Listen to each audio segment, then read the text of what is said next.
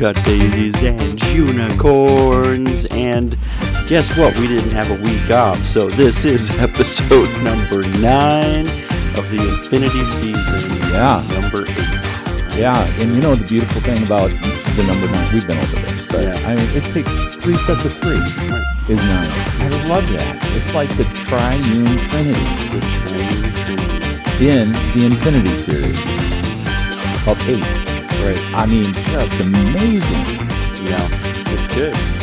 It is good. This is gonna be good. And you know what? Since we haven't had any time off, we're both super tired.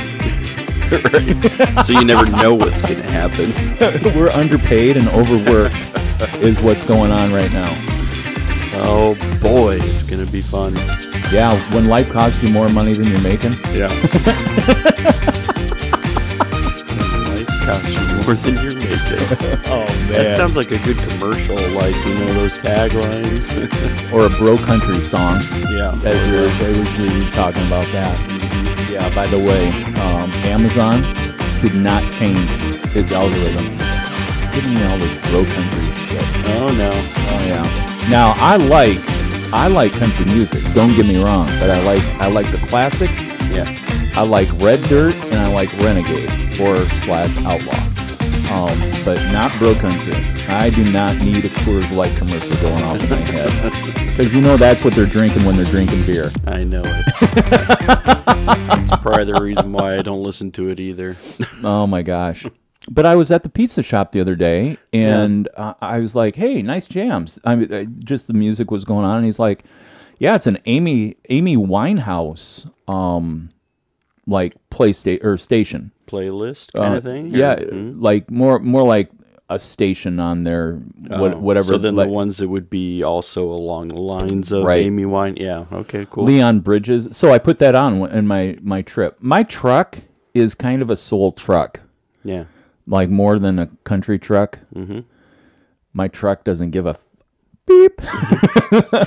He was trying to keep it clean right now. Yeah. I mean, you know, and I'm not doing limericks about Nantucket, but my truck could say yes. But yeah, I'm like, when I'm going down the road, because I know the system, the stereo or the speakers and stuff, and it's an old truck, so people can hear the music I'm playing, right? Yeah. So I come rolling up with bro country playing. Everybody's looking in the back of the bed of the truck to see if there's Coors Light cans, you know, tossed Or if in you've there. got a hidden compartment back there. Yeah, Yeah. right. and so then I'm like, all I can imagine is that people, like as I'm driving through Chicago to get out of town, they're looking for the Confederate flag. Or your Trump 2024 flag. Exactly. And so it just is like hilarious. So then I'm like, I need to, like at a stoplight, I'm dialing in, you know, so I got some Marvin Gaye going, and so then but Right. soul music is like a happy in between everybody else, is what I think. I mean, you know, but yeah, Childers is man. There are some really, really good, authentic.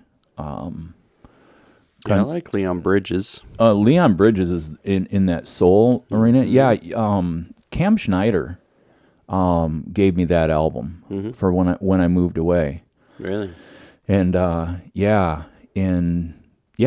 shout out to, I mean, I don't know how many people in that circle are really listening to it, but you know, Doc Fordyce and then Justin Schneider, Cam Schneider, and then I mean, it just been a delightful conversation that has been going on since a couple nights ago. They were reaching out to me, and Jordan Miller, and they're Jay basically sent a meme about doing church music, and so then, you know, Fordyce was like guilty, and you know, I just told him, I'm like, hey, you know what, we learned to play together. I mean, Jay, as the leader of that band, did a lot of work of pulling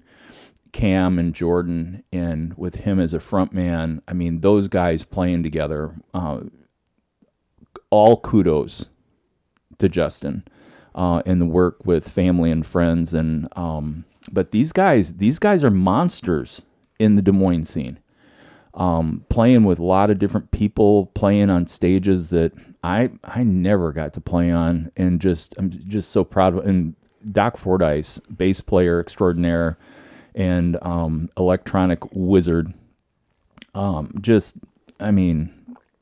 it all across all different groups. And Jordan's, I tell you what, two electric guitar players that I always loved having together was Jordan Miller and then Nick Frampton. Oh my gosh, those so tasty. Actually, when I was listening to the station, I was thinking about their phrasing and how they approach those top shiny, jangly notes and doing octaves coming down and all this stuff, and it just made me. Now, why I brought them up is brings me to a place that I have no idea what I was talking about. No, just reminiscing. Reminiscing about relationships. Oh, Leon Bridges and Cam giving me the album. Yeah. So Jordan gave me a Ray LaMontagne album that is not like his earlier stuff, but so good as well. So if you need some ear candy for your ear holes, Leon Bridges and Ray LaMontagne's I think it's his most recent release. So yeah, that's where I was going. But the truck is definitely a soul truck, and not a bro country truck. Right. And, when you're driving down the streets of Chicago, you should pay attention to what you're listening to, because someone may take offense, and it could end up in an altercation of sorts. It's possible. Mine's just filled with still a lot of you're alternative. Alt rock. Right.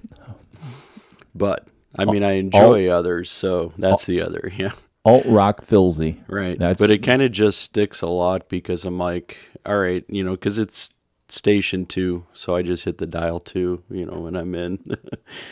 So Caitlin's in the car. I always know if she was in the car prior, it's like the hits, like hits 1, which is the top 40. Oh, yeah. And so she always wants to dig into that, and I'm like, let's move on. Yeah. Let's go back to the 90s. Well, and that's what made me think as I was like coming through. There was this one Grace Potter song that came on, and it reminded me of a Stapleton tune. Yeah. And there again, that's where when musicians have said, hey, you got to listen to this.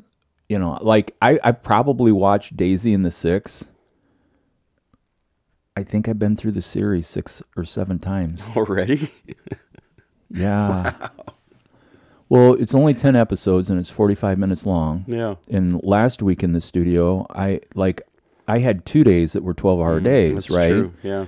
And what is Daisy and the Six? It's about a musical group, so there's a great soundtrack, and that's the thing, and people could say, but you could put on your soul music station. I'm like, yeah, I could, right?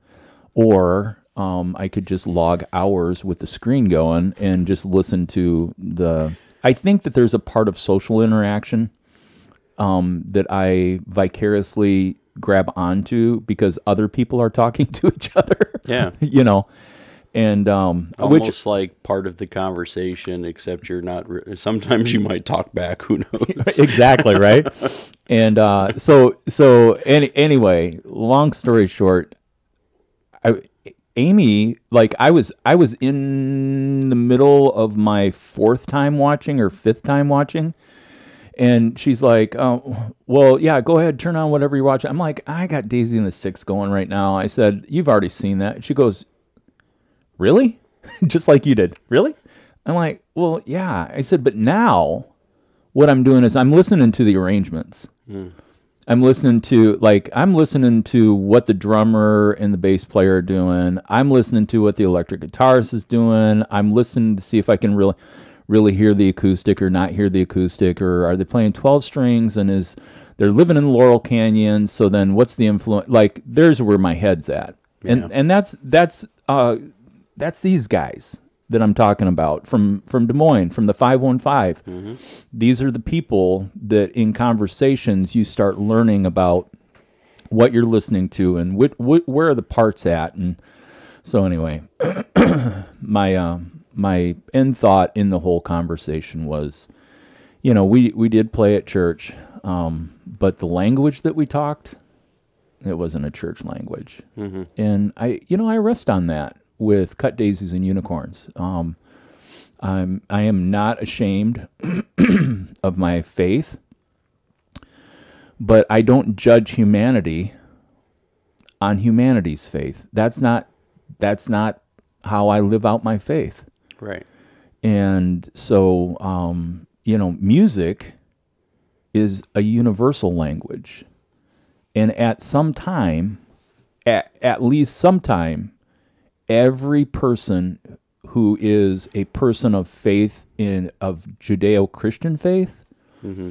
they have to come to a place and learn how to reckon a universal love within the confines of their faith, or go into a place to explore what it means to get outside of their faith confines, and be able to reconcile that with how it works. So music to me is so universal, but people are like, that's not Christian music. Well, music isn't Christian. Come on. And music's not going to hell. Mm-hmm. Music is not going to hell. And they're like, well, do you remember, who is it, Manson? No, who is the really weird dude? Well, Marilyn Manson. Marilyn Manson. Yeah. I mean, I choose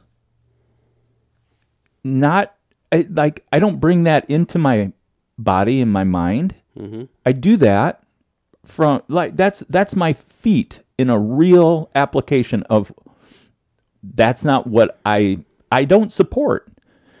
Somebody's like, but you just said music was universal. I mean, like, yeah. But there's a language that it speaks, right? Yeah. So, I mean,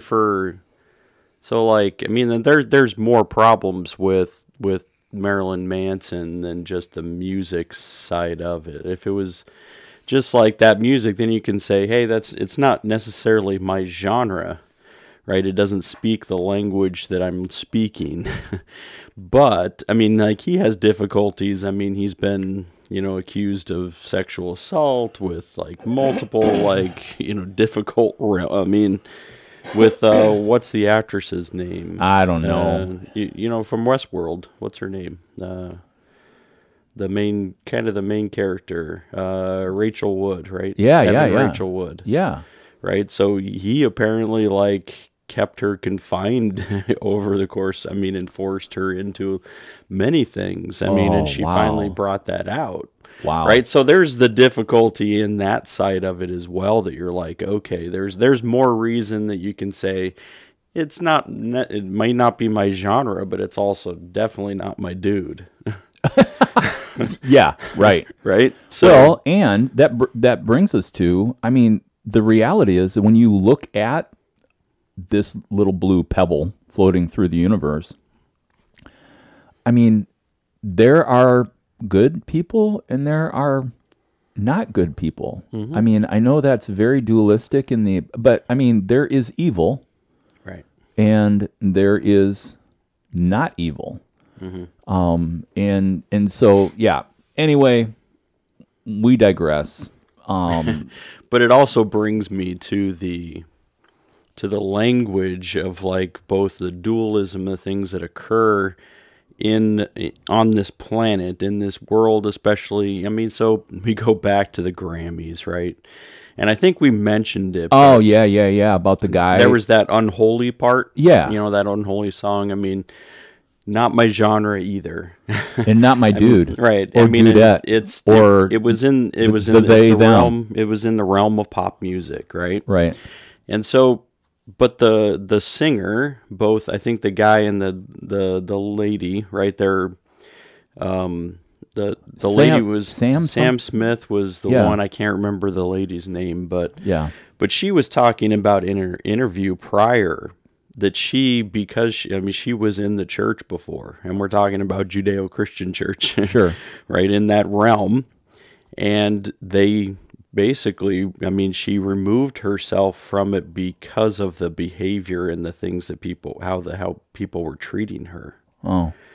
And so she's talking about this. Sam Smith he didn't necessarily talk about like from a, but he's been, I think, as a gay man, he's already feels and understands because the church has already kind of made a stand there. Sure. That this wasn't about them, as many of the commentators were like, they're worshiping Satan. No, what they're saying is that you've already treated us like Satan. And that's what the real issue is, and what they were trying to actually project by their Grammy performance. Yeah. And I know we're going all the way back, but they're still conveying something that, even though it may not have been something that's the song, but they're also trying to say this contemporary performance is also a way for you to understand like how we felt over the course of this time in putting these things out there. Like, you treat us like Satan. Yeah. And to me, I think that's what happened. Like, so we, from that Christian perspective, looking back at things, it's really easy for us to be able to say, so not my side, right? Not my genre, not my dude, not my they, them, whatever. Right. But then they turn it into, but not only that, they're also satanic, and let's figure out all the ways in which they're satanic. Like, it goes back to me, the hysteria of the late 80s, right? Of like Satanism and Satan worship. There was a whole hysteria that was going on. Oh, dude. I'm telling you, even in the 70s. Yeah. Which apparently the movie Jesus People is supposed to be a really, really great like portrayal of what happened in the Jesus movement in California. That, basically one of the seats of music down in Atlanta or Georgia, is really an East Coast variation of people who were influenced by this pastor. Basically, the pastor opens the doors and lets the hippies come in without shoes and socks, and sit in, and people heard the message and then became, and a lot of like, even in the 80s, when I heard about the third wave of Christian contemporary music, like, people go to that as the and like maybe Harvest Chapel might be. And right now we've just entered into that. I'm using information that I'm recalling. So don't fact check this, everybody. Actually do fact check it. Right. Throw it into Google and find out all of that. Otherwise, you're going to see the top of my hat and on my head in the computer trying to Google this stuff. And if you're listening to it, it's really awkward silence. But I think you're going back to, the Jesus People, like, it's an actual group, right? There's a group right here in Chicago. Right. That came out like the Cornerstone music festivals. That was like a first one that was like kind of highlighted a lot of these, Christian artists who were making music. Yeah. Right? Yeah. And so it was kind of out of that. It was very much, late 60s into the 70s, that Jesus revolution, as they, are pointing back to. But I think it was, I don't think it started then, but the separation started to say, well, if you're Jesus People, then this is what you listen to now, because this is now part of our language. It's like, and I think it's from that they started to, like, put the people against each other. Like, so secular music is going to be bad, Christian music is going to be good, and that's where we're going to end the conversation. Right. So, like, what do you listen to? Well, don't listen to, Christian music very often. Yeah. Am I against it? Nope. But I also like a lot of the poetry, the words, the songs that are spoken of, in a different realm that you would call secular, and then ultimately trying to make it evil too. So, And the thing is, if you go back to the Second World War, artists, I mean, that's a thing. Art and artists have been they're just not into the normal social standards. And so there's this, and people could say it's about rebellion, and yet I would call it an exploration of discovery. That's where I'm going to the universal part of how are you going to reconcile what's outside of your structured box? mm-hmm. Because there is something out there, Right. and I think this happens with the teachings of I'll say his name, Father Richard Rohr. Right. And in regards to, Saint Francis was not, his work did not happen inside the Roman Catholic Church. They were an order that was allowed to be on the outskirts. Mm-hmm. So even though it's Roman Catholic, it's really not. And if you go for a walk with me, you will giggle at me just like my wife does, because I talk to the animals. The other day, Sunday evening, we were walking. I'm like, "Hi, squirrel. How are you doing?" And Amy stopped walking. She looked at me and she's just like, "What are you doing?" I'm like, "I'm talking to the squirrel." Have they answered back yet? I said, "No, but I'm waiting." I'm open to it. So then we were going by, another house, and there was a robin plinking along. I say plink, it's kind of like a two-legged jump that they do as they bounce across. They don't necessarily walk, they do the spring-loaded thing. And I'm like, "Hey, bird." And she looked at me again, and she's like, but St. Francis preached the gospel to the animals. That's where I'm going with this. Right. And people are like, "You are really, really weird." And I'm like, when Gypsy was alive, I talked to Gypsy all the time. Uh-huh. And you know what? Gypsy didn't verbally talk to me. Mm-hmm. But it was like Micah was talking about Bree and saying that in our conversations, they don't always have to be with words, Mm-hmm. because she can communicate with her eyes and her face. Yeah. I mean, so how much of our stuff in communication is nonverbals? And I mean, I always knew when Gypsy was happy because her little stubby tail was wagging and wagging and wagging. Mm-hmm. And there, Gypsy knew when I was sad because she could be taking a nap on the floor, and she would take a look at me, and she'd look at me, and she'd just come right up, and she'd love on me before me loving on her. You know what I'm saying? So don't tell me I'm crazy because I'm talking to the birds and the squirrels. I might be a little squirrely, but anyway, what are you going to do outside of the confines of what is your comfort? And so then that moves you into the non-comfortable, right? And so anyway, I don't get jazz. These gentlemen that I mentioned, they have the abilities. Mm-hmm. I don't understand it. Circle of fifths, all this other stuff, and I'm a hack when it comes to music. Yeah. Self-proclaimed hack. Okay, but there's but I was just thinking the other day, or on the drive in, I was like, I wonder how much Frampton in his rehearsing and practicing, is there any more musical challenge left, in him? But I think all these artists, even the 1%ers of the 1%, I think they're striving. It's part of growth daily, Yeah, I'm not a frequent jazz listener.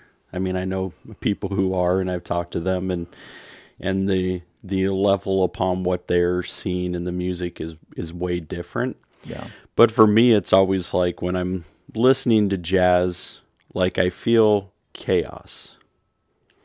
And that's just something that comes out of it for me. Like it just kind of seems like, and because a lot of it is like, for other music, it's like, where it's going, Sure. even if you don't know what it's saying yet, Right. you know where it's going. Yeah. Like for jazz with me is like, you don't know where it's going. Like I don't know what's going to go next. And I think that's, some of the intrigue. It's kind of like, oh, like what is happening here? And I think it's a good commentary on where we should be at sometimes in our own life. Like is like, I don't know what's going to happen. I don't know where it's going to go. Yeah. But I'm going to ride this and figure out like what's going to, like, hey, and you know what? Sometimes, and this is the frustrating part for some, non-jazz people, is like, it doesn't have a conclusion. Yeah. It doesn't resolve. And you're like, why not? I like resolution. Yeah. I like it to figure out. Sometimes there isn't. Like, Yeah. you just like, everybody's going at it and things are happening. And you're like, I don't get it. What's happening? Chaos. And then no resolution. So that's part of where, like for me, jazz is like, that's kind of the intrigue on it, where I'm seeing why I still do like resolution and I still like order in the midst of chaos. Sure. But yet at the same time, I think that's the place that jazz has for me, is like just kind of that, okay, I can go back to a place and understand that it doesn't necessarily have to have order. There can be some chaos, and it may not have a resolution. And am I okay with it? It's not up to me.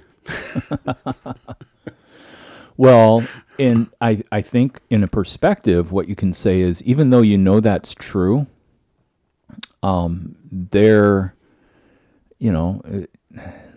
when there is jazz, I mean, the reality is you're like, well, I'm going to dive into this. I was thinking a group that reminds me of something similar to that, but it's still rock and roll, is the Grateful Dead. And their instrumentals that they would pull off.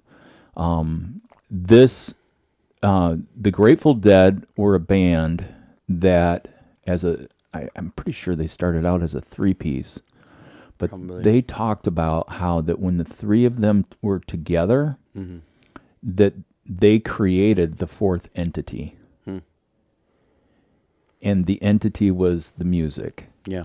And apart, and there's a lot of parallels in musicians, music, where when people recognize, hey, as two individuals, you guys are okay, but when you're together, i.e., Civil Wars. I mean, really, that duet, Right. as a two-person band, but what happened in the writing of songs and the making of music created this new entity that up until that point, I had not been alive to witness anything like that before. Yeah. And, I mean, it's like moonshine in a bottle. And that flame got called quit. And, I see, following both artists that, they're off, individually doing, there's a similar story in the Christian contemporary circles with, All Sons and Daughters. And that occurred in and around the time, of Civil Wars. Civil Wars had a sound going. but I mean, again, for the clarity of the band and people and lives and health and wholeness, I mean, they're no longer writing some of the best worship music. Yeah. Mm-hmm. But, so And Taylor Swift was the only one who could bring the Civil Wars back together again. What do you mean? So Taylor Swift just brought them the Civil Wars for a song. So they're not together still as a band, but she liked them so much. And I mean, Taylor Swift has her own like atmosphere. Like just She made it happen? She made it happen. Yeah, so punch it up. You should, Google it, say Taylor Swift and Civil Wars. Really? Mm-hmm. Wow. See, this is why I come to do a podcast every week. Because my life would endlessly be more ignorant than, okay, I do need to punch that up so that I'll get back to it later. Right. But I think you're right. I mean, there's certain things about the, like a solo act is going to be okay, right? And they're going to do, even lots of solo acts do really well. But when a band, when they identify that there's the pieces that come together, it's different. And I think that's what, Jerry Garcia and the rest of, the Grateful Dead figured out along the way, was like, there's something different when we're together than when we're apart. Well, and so, like, one of my first band names, and actually Chris Fordyce, I think, is the only musical person that has been with me in every variation of a band I've been in. And he was with me when I had this this group Mosaic. And the idea was just like broken pieces of pottery put together for a mosaic. Now, this is also when Mosaic, the church out in California, was really, really huge. Yeah. I didn't know about it, but named the band Mosaic and spelled it weird because apparently that's something that other musicians can make fun of me about. No, literally, this was what MySpace and a band we were playing in a, yeah, anyway. So, Mosaic, the idea is all of these pieces come together and make up something that makes sense. But I was doing it where I'd have musicians sit in. Mm-hmm. And that's where I learned the lesson that when you change out the DNA of a player, you're changing sound. Yep. And so, and that can be a tragedy, but it also can be a beautiful, beautiful thing, to be able to just partner in that way. And so, yeah, I pulled it up. I see it, and I will take time to listen in and get to be a part of that. Yeah. Wow. Yeah. So we went down a music channel there for a moment, but I think it had there's greater significance than just music too. But I think music has is that universal language for people as well, and they connect with it in different ways. So, I mean, I know some people are like, that music saved my life. And I'm like, okay, like, let's dig into that for a little bit. I mean, what do you mean it saved? I mean, so there's parts where people are even saying it brings them out of something or brings them a new understanding of something. Yeah. And I think that's where they would use those phrases like saved me. Yeah. But I haven't been a fan of like the music shows on television. Mm-hmm. America's Got Talent or American Idol, The Voice. But for whatever reason this year I turned The Voice on as it was coming out. And I'll tell you what, in full transparency, I was a puddle last night, just weeping, listening. you going back to the Sam Smith song. Yeah. So one of the ladies on The Voice last night sang "Take Me to Church," which again is very in that same vein of a declaration about the rejection that the church lays on people. Yeah. And so anyway, but yeah, just and if people are like, really, that's so commercial, and why are I think what my answer is that I am drawn into the beauty and diversity of what's happening in and on that show. Not gonna lie, Chance the Rapper, he's from Chicago, so there's like a little bit of just intrigue on watching this person's life on TV, but so much different musical genres represented, people, genders, all of this stuff. Like it to me, I'm just like watching, and it's not so much. And quite frankly, I know this from having known a couple people who have been on these music shows that you don't necessarily get to hear the way things really sound in the studio. But and then Amy and I get into conversations about, oh, hey, what do you think about this? And what do you think about that? And, admittedly, she'll say, my ear's not as good as yours. And I'm like, well, I have to have the music up loud to hear it. So, oh, yeah. But, music saving you, and I think, it's the poetry, it's the melody, it is, and people even talk about how that anything that is spoken, when it's sound travels, it never stops. There's no dying of sound. And so all of these, our voices is being carried out, across the cosmos. As we speak it, as people play it, the rumblings and the murmurings of, as the earth cries out. But, there's song all around us. And so anyway, I just in that admiration, and for the people who are disciplined, who have learned and who play and who sing. And that was another interesting thing. When I became a musician, my instrument was guitar. Well, my instrument is guitar.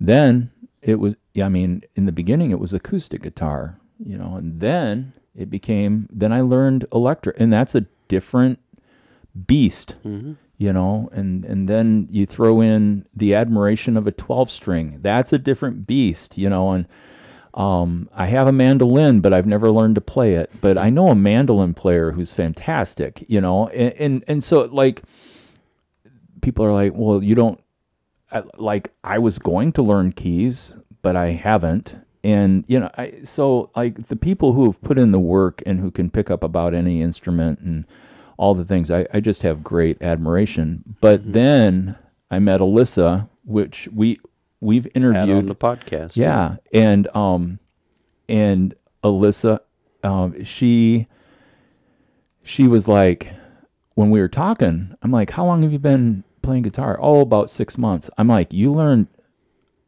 guitar in 6 months. Well, what I didn't know is she had played piano. And there is a translation there that occurs for piano players to pick up an instrument because they relate it to what they've learned. Yeah. It took me like 2 or 3 years to learn guitar. That's when I talk about hack, that's where I'm going with this. Okay. But she's like, oh, but guitar isn't my first instrument. She goes, before anything else, I had my voice. Yeah. And so, like, when I think of Caitlin, I think of Caitlin like Alyssa. Yeah. I mean, because Caitlin's had her voice, and from her voice, then she's pecking things out on the keys, or she's playing rhythm guitar, acoustic, and I was pushing her the other day about electric, and she just said, she's like, yeah, nobody wants me doing that. So, but yeah, I just, hey, namaste to all the people who have that part in their life. But, some people have words that just have to come out, and some people have melodies, and we've drawn this, then that's where you get Elton John and his writing partner. I mean, and the rest is history. So, yeah. Yeah. Well, there we went down that road, but hopefully you found it an interesting conversation. Yeah.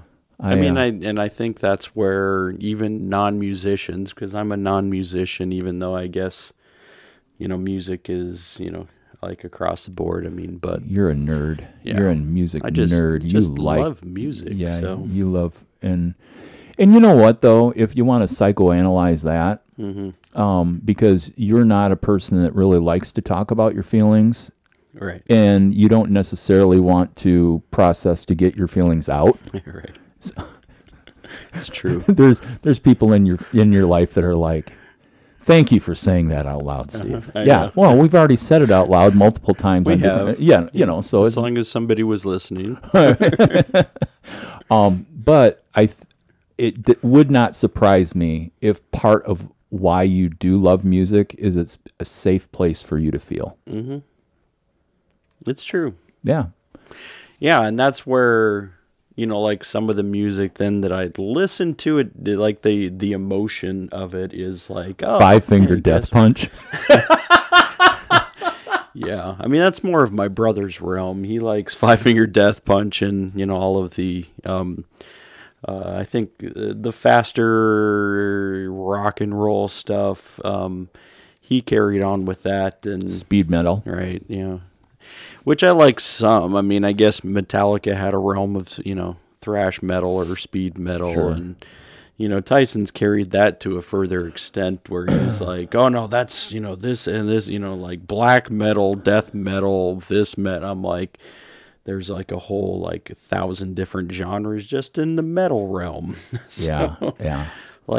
But it's more, and then kind of resting, I think, where, I talk about alternatives, and especially in the 90s realm of whether it was Soundgarden, Chris Cornell, or, and I like Nirvana, but I always go back to my favorite Nirvana album is still Unplugged, primarily because of the emotion.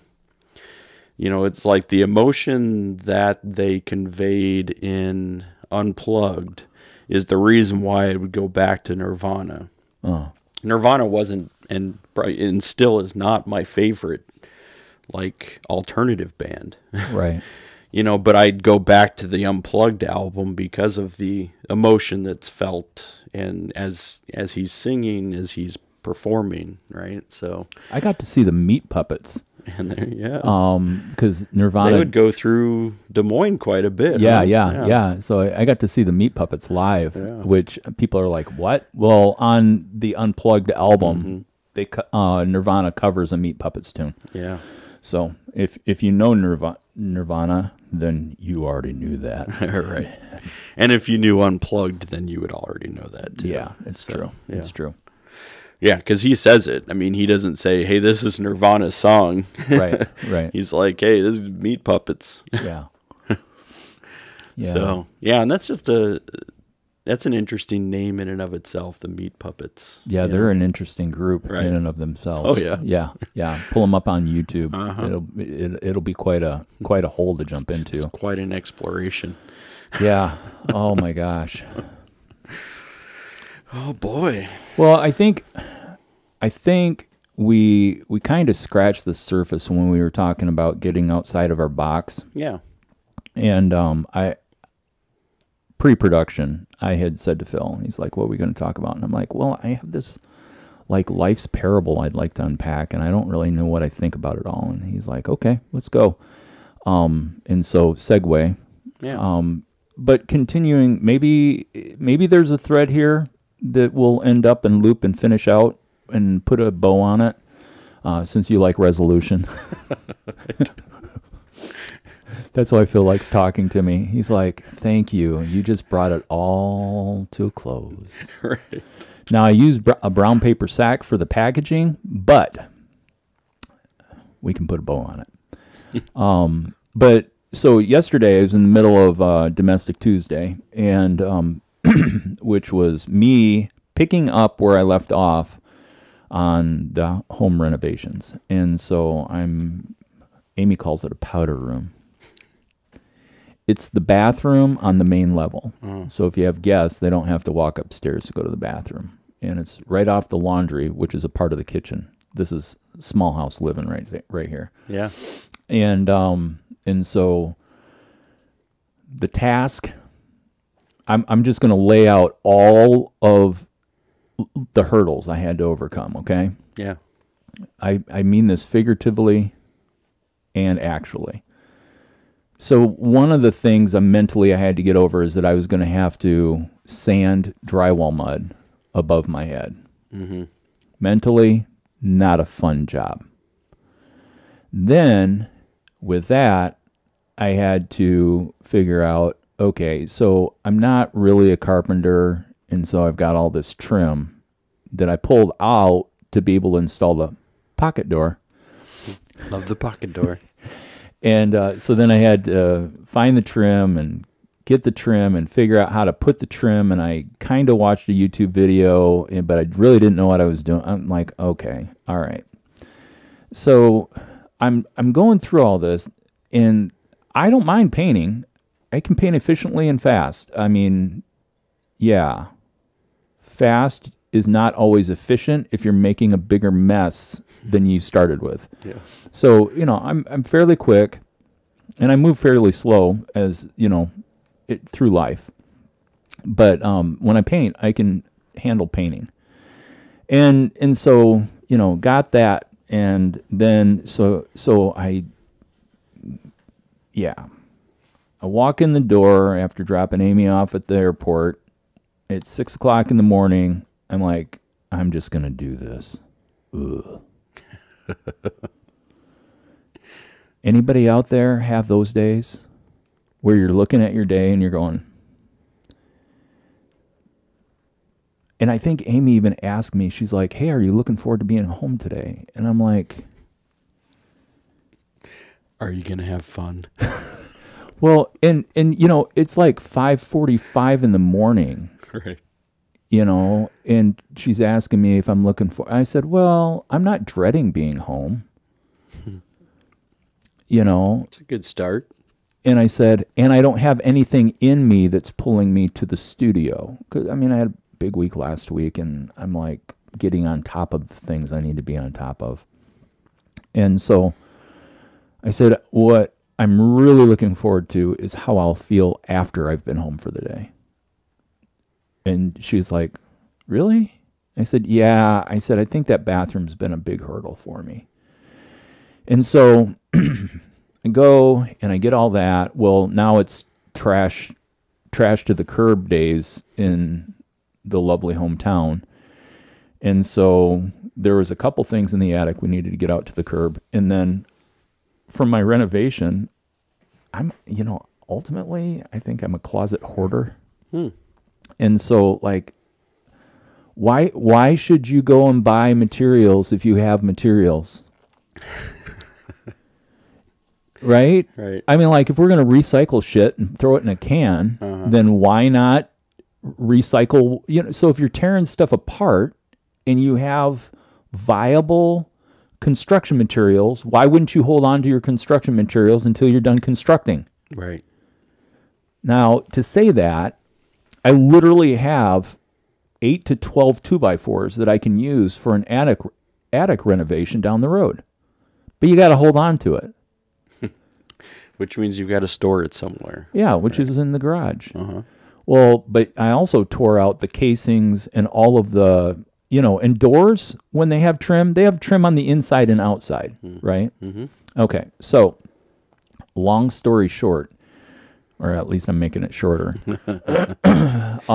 So then I literally had Beverly Hillbillies pickup truck load to take out to the curb, Nice. which included a mattress set. Yeah. And so Did you put a rocking chair on top of it? I did not. That would have been fun.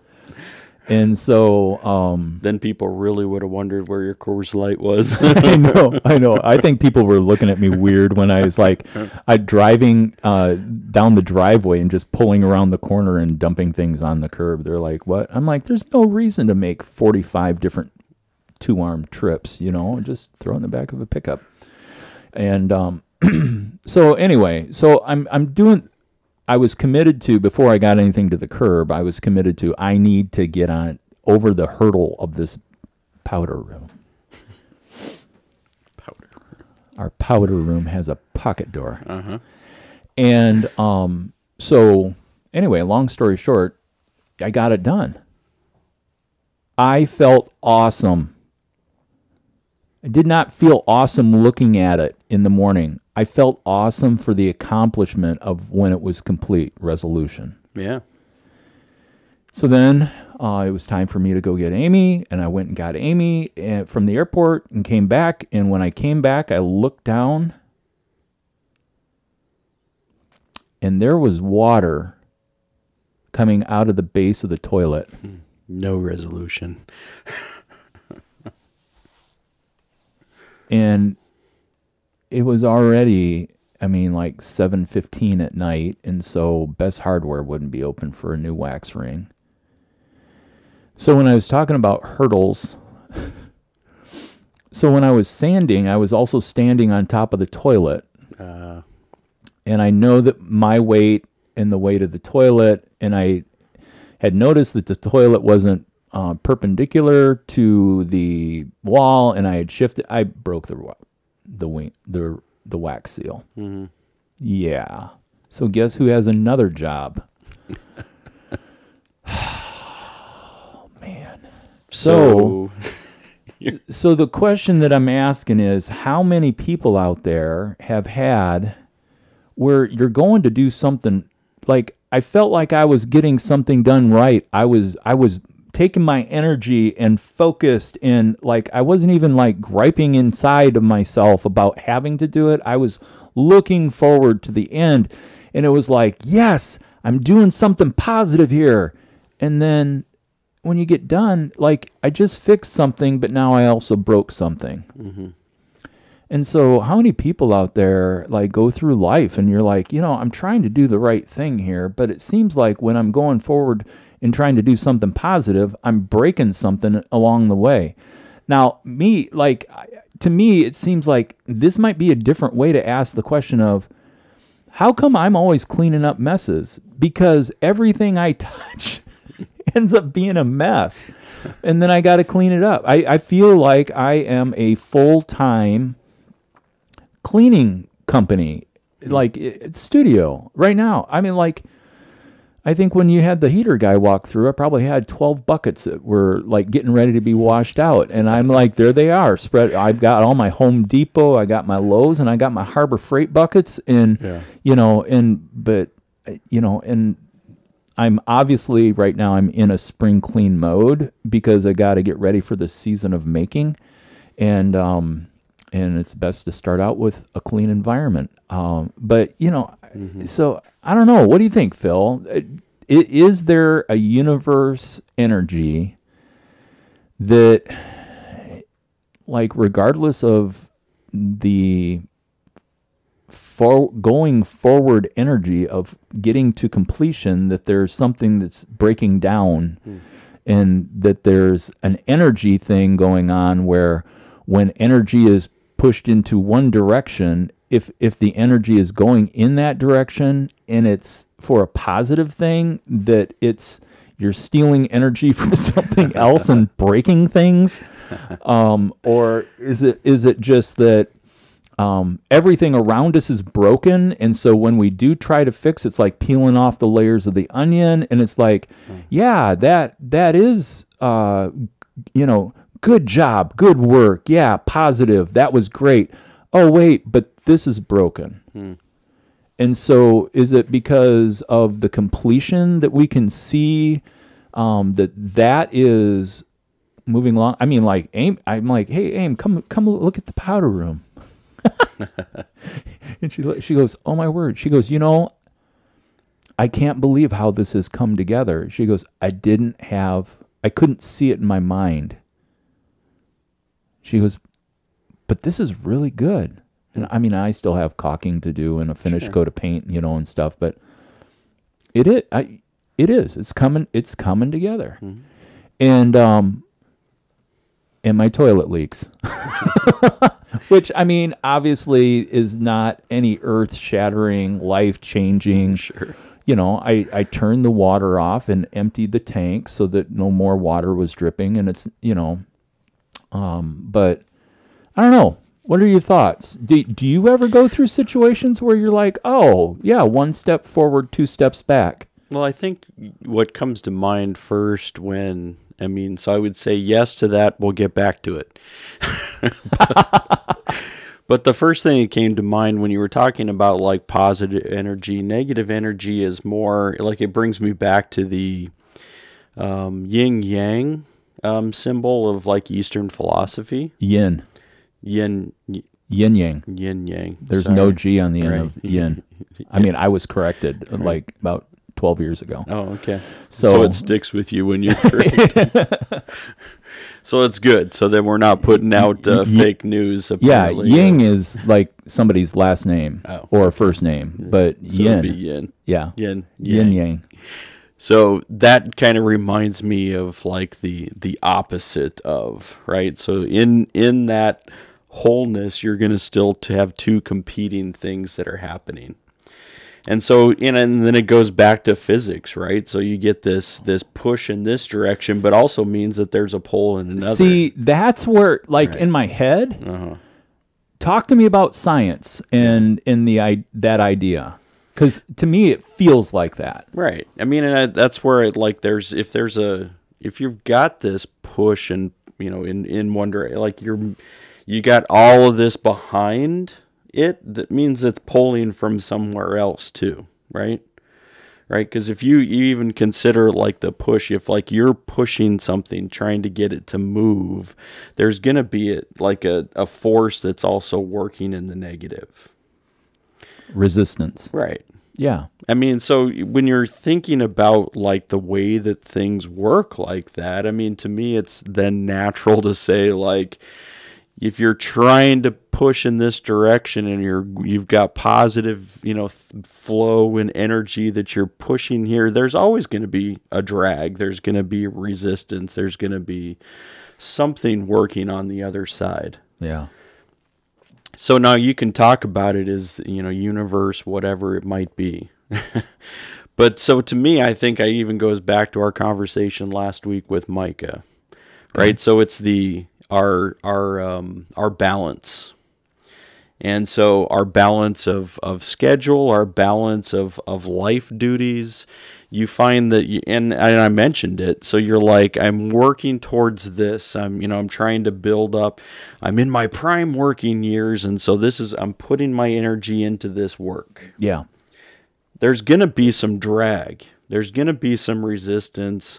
And sometimes it's by some other area in your life. And it's like, oh, wait a second, I'm causing some, because I'm putting so much energy over here that this one has been, neglected or left in the drag, left in the resistance.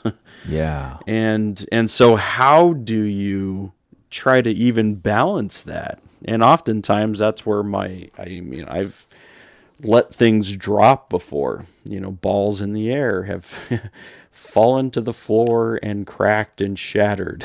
Yeah. Why? Because you're putting so much energy into this one thing that like some of it gets left. And you're like, wait, and is it possible to try to be able, like, the more that you try to hold in the air, going back to juggling, I'm not much of a juggler. I mean, maybe 3 balls would be, but I mean, there's people who are trying to throw everything up in the air and trying to be able to make sure that nothing breaks. And I'm not sure it's possible. I'm even a skilled juggler, actual skilled juggler, uses chainsaws. right? But I mean, they even go to the, but you're looking at a performance. They're getting ready to keep everything. But when they went through and learning to juggle or even practicing their juggling, did they ever drop anything? For sure. Absolutely. Absolutely. Absolutely. So that's where I consider like the things in this whole era, in this movement that we're talking about, is that there's obviously going to be things that are, like there's going to be a reaction. So yes, of course, I mean, working on one thing and you're like, hey, I've completed this, and you're like, oh, wait a second, like this thing got broke or this thing happened, or and it's like, oh, like it's just here, it's defeating me. Well, you can look at it as a defeat. You can say, I was working on this powder room and now I've got a toilet seal that's now, and you can say, did it destroy all the rest of the work? No. Like, it brought you down a little bit and said, I thought that there was going to, I mean, I had more completed, than I thought about, than I was thinking. But now I got to go back to this. It's cool though. As you're talking, I'm thinking about it, and I'm thinking about what I have to do. Yeah. Basically, it has the water shut off, and then I'll have to take the tank line off and undo two nuts, and then pull the tank. But you know what that just allowed me to do?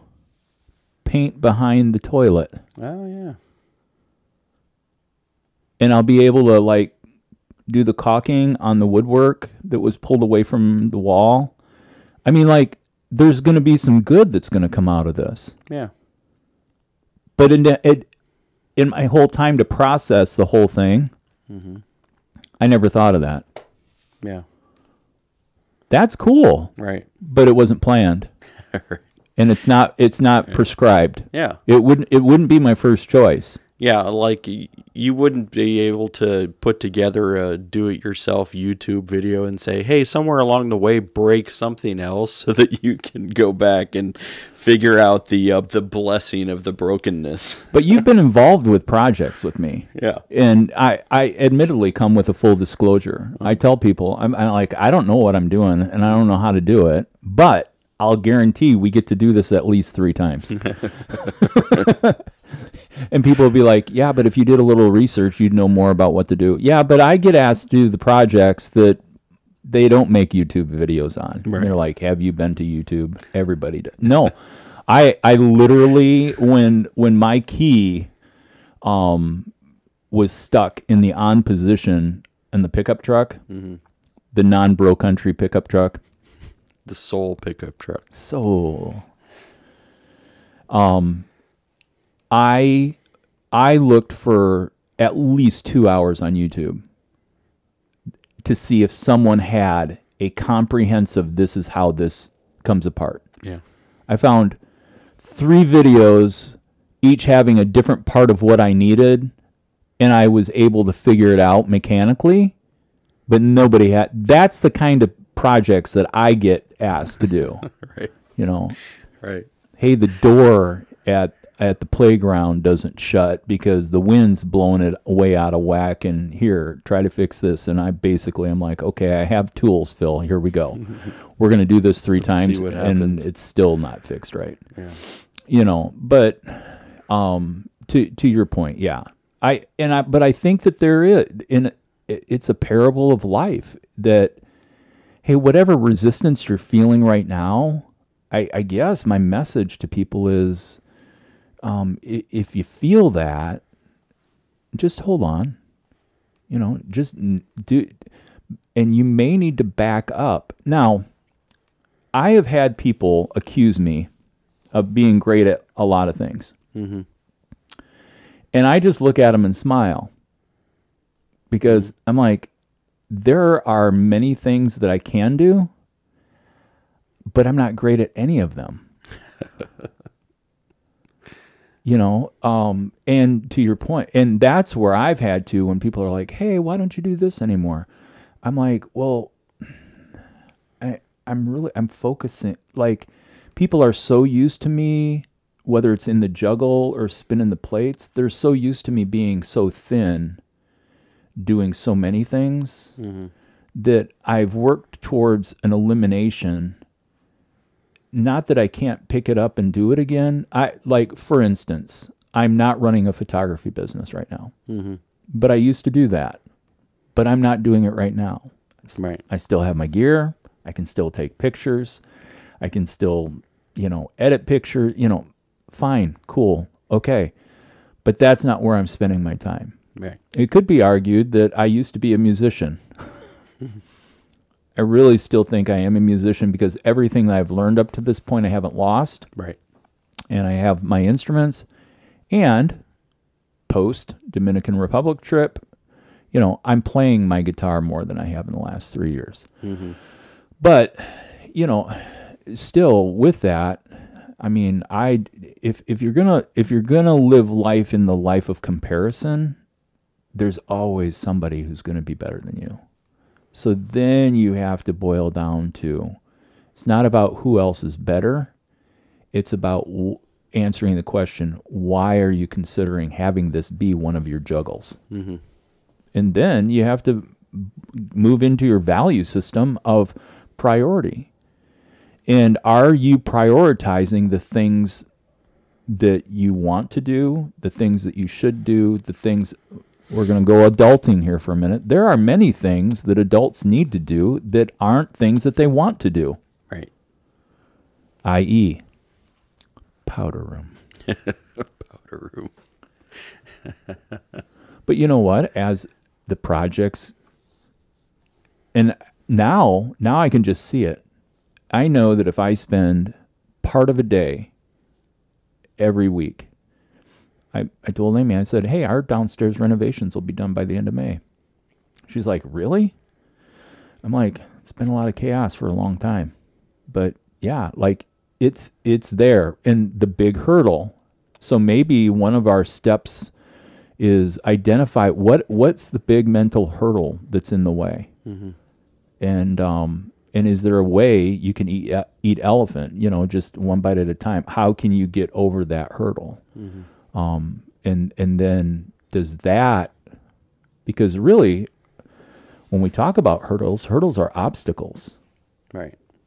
That, I mean, you don't have to jump over all the obstacles. You can go around a hurdle. You can go under a hurdle. You can go over top of a hurdle. You can even knock a hurdle down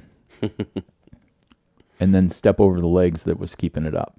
I mean, like, so it might seem a little hallmarky, but that's the reality. Yeah, I think that there's a lot, that you can learn by mistakes and failures, right? We always say failure is a good teacher. Because when you look back at your powder room project, you can say, you know what, probably should have done a step ladder, to be able to do the stuff on the ceiling instead of standing on the toilet. I had a step ladder. I used both. Oh, okay. So you were like... foot on a toilet, foot on a step ladder. Yeah, because the toilet was there. Right. Like, I couldn't get into the wall that the toilet seated against, right, to get up into that spot. If I use the word crack and toilet in the same sentence, does that create imagery that people are like, no, don't. But I mean, I couldn't get I couldn't get to the corner crack. Yeah, my reach was too short. Sounds like you need a bidet, Coble. Yeah, you can talk to Jeff. He loves his bidet. He's like, you should use it when we were there. I'm like, yeah, I don't know. That's a whole nother realm. We don't have to get into the bidets right now, but either way, yeah, maybe we should have Jeff on the show sometime. Oh, you know what? That'd be a lot of fun. Yeah. That'd be a lot of fun. Right. We'll have to figure out because he works a nurse's schedule, right? He does, yeah. So Yeah, he was so- working 3 12s, and now he's going to be working 4 10s. But yeah. Okay. All right. Well, we'll have to figure out on his day off, and maybe we can line up Right. a time. Yeah. Yeah. But I think going back to just understanding, Yeah. learning from those, the things that come out of it, where we'd say, that was a failure, or that was a mistake, and hey, I can learn something from it now.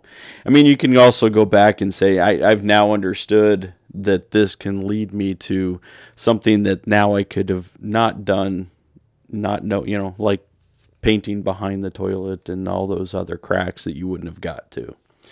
That's a good thing. So you've learned something new from it, but you're also saying, hey, like, I can do this differently somewhere down the line. Hopefully you won't have to do another powder room for a while. No.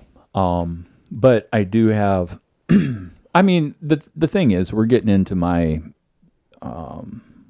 what I would call my sweet zones as far as doing home repairs. I mean, I got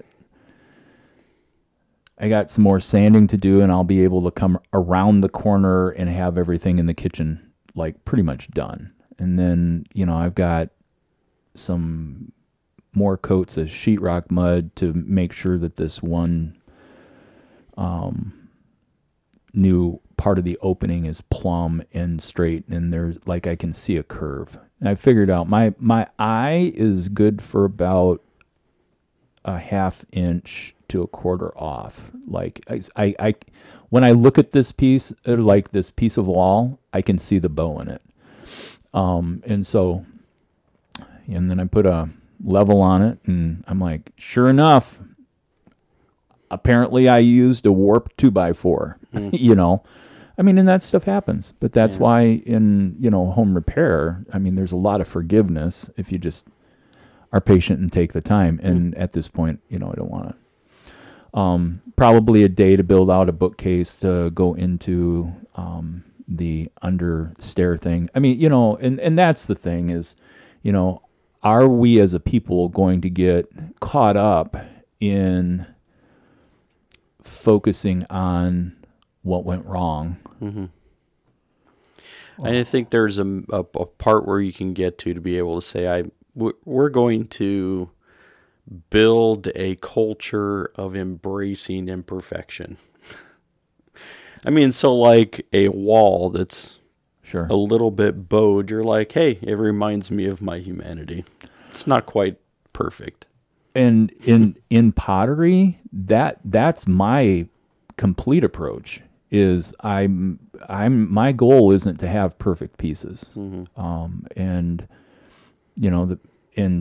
as that rolls out, people are going to find that to be true. You're like, yeah, that's really not perfect. I mean, and so, but that's, yeah. I mean, but can we get to a place in all of life where it's like, hey, I mean, our humanity so is that the deal then? Like with going back to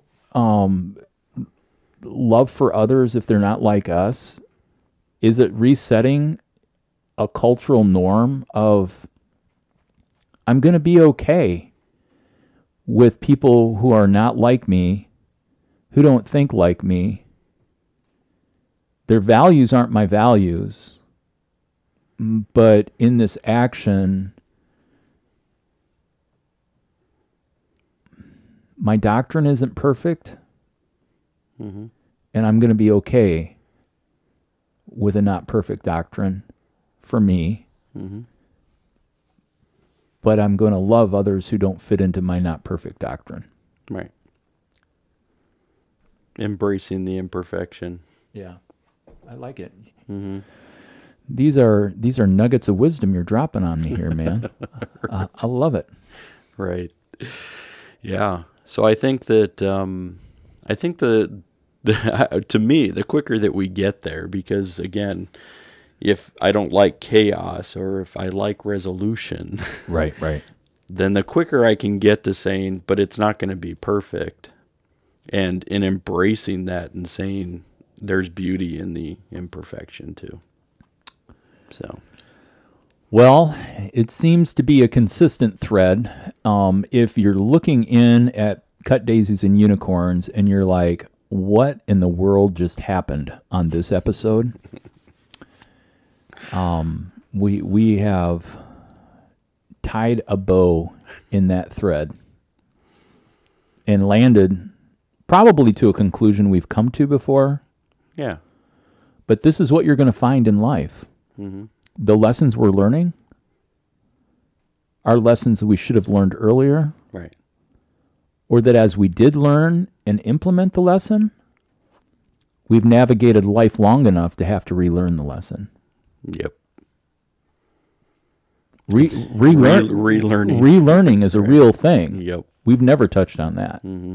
But relearning is okay. Mm-hmm. It's true. Sometimes we have to relearn the same thing we learned in order to learn it.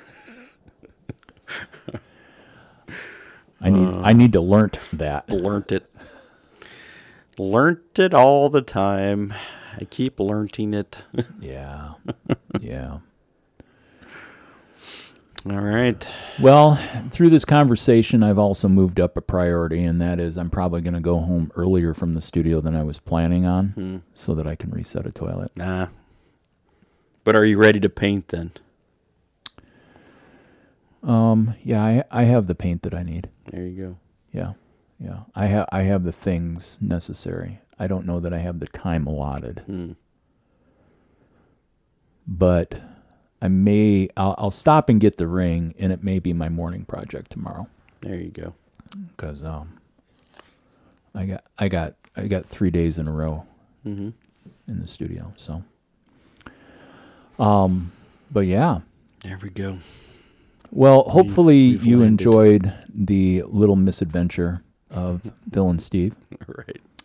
And we are Ponderings. full confession too. We recognize that in the present moments of our conversation, we thought everything went super well with Micah's interview, and then I got at home and realized our audio problems or difficulties. And so in me trying to boost the level and then EQ it, and it was change it.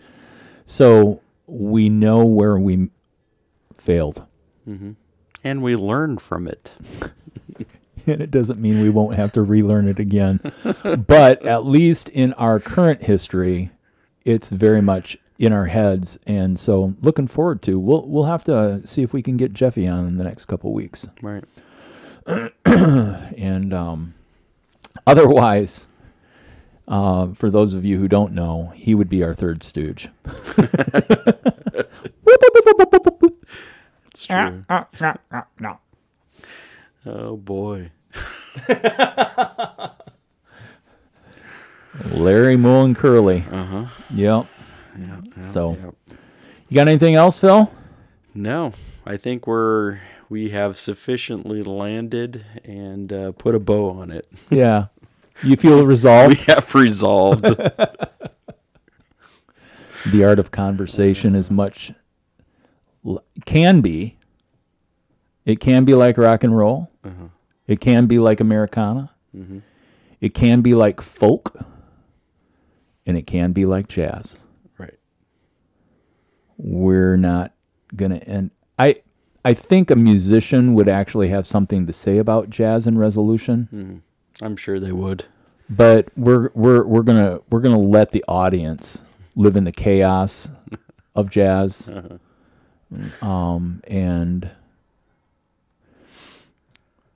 And another disclaimer, we don't drop acid. I'm not saying all jazz players do.